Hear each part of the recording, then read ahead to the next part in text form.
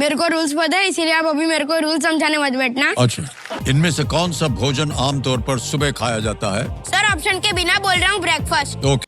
दोस्तों, अगर आप केबीसी रेगुलर बेसिस पर देखते हैं तो आप इस बदतमीज लड़के को जरूर पहचानते होंगे। अगर आप केबीसी नहीं देखते तो सोशल मीडिया पर कभी ना कभी तो इस बच्चे को देखा ही होगा।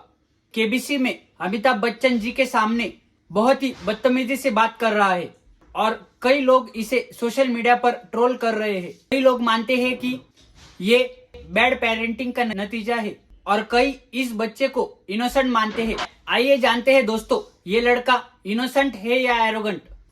आज की इस वीडियो में ये लड़का कितने रूड तरीके से अमिताभ बच्चन जी से बात कर रहा है और ये इसे बड़ा ही कूल लगता है और ये ज्यादा ही ओवर कॉन्फिडेंट मानता है खुद को। और दोस्तों, खतरे की बात तो यह है कि इस बच्चे की तरह कई और बच्चे भी ऐसे ही एरोगेंट हो चुके हैं और काफी सेल्फ सेंटर हो चुके हैं। ऐसे एरोगेंट स्वभाव के कई कारण हो सकते हैं, जैसे कि दोस्तों पहला और प्रमुख कारण तो बैड पेरेंटिंग या ओवर पेरेंटिंग। जैसे कि लोग अब शहरों की ओर आकर्षित हो रहे हैं और अर्बनाइजेशन बढ़ रहा है, इसी के कारण अब लोग जॉइंट फैमिलीज में नहीं रहते और अपनी अपनी न्यूक्लियर फैमिलीज सेटल कर चुके हैं और पूरी फैमिली में एक ही चाइल्ड होता है।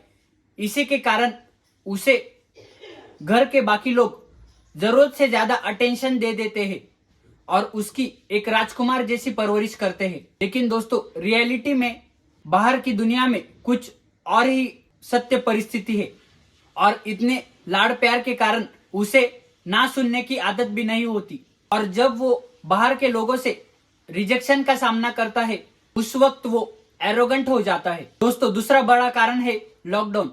लॉकडाउन के वक्त जिस बच्चे को जरूरी था कि वो बाहर जाकर अपने फ्रेंड्स या टीचर्स के साथ एक हेल्दी इंटरेक्शन करे, उसी समय लॉकडाउन के कारण वो घर बैठकर सोशल मीडिया या इंटरनेट यूज करता था।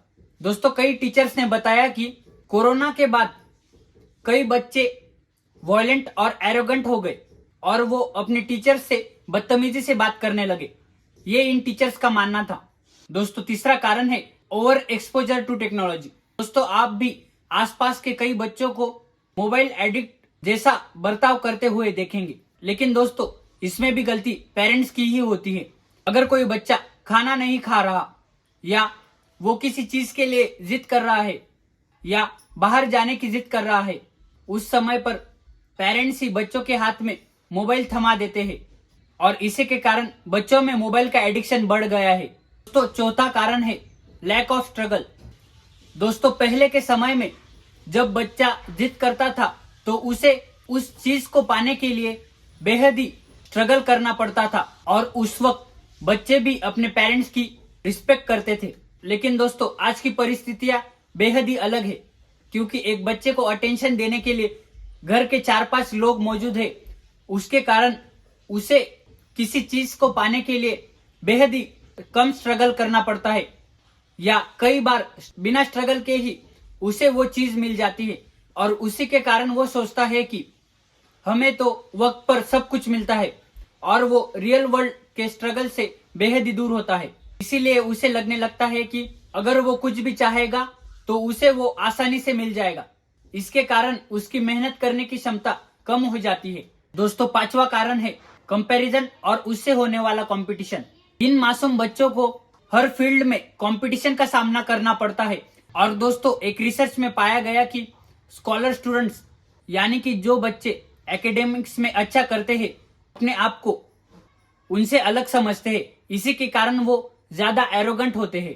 दोस्तों, इन्हीं कई कारणों की वजह से मासूम बच्चे एरोगेंट हो रहे हैं और ये एल्डर्स की रिस्पेक्ट करना भी भूल चुके हैं। लेकिन दोस्तों, हम इन्हें ऐसी परिस्थिति से भी निकाल सकते हैं अगर हमने कुछ बातों पर ध्यान दिया तो।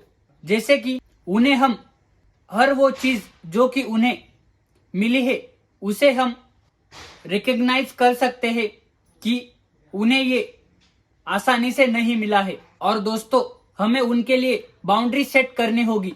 अगर किसी फालतू चीज के लिए कोई बच्चा जिद कर रहा है तो उसे ना बोलने की क्षमता हम में होनी चाहिए और वो बाद में खुद ही समझदार होकर ज्यादा जिद नहीं करेगा।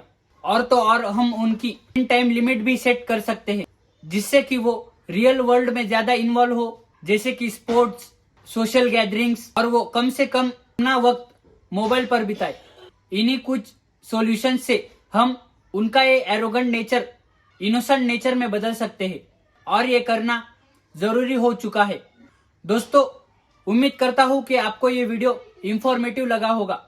मिलते हैं अगले किसी वीडियो में, तब तक के लिए जय हिंद।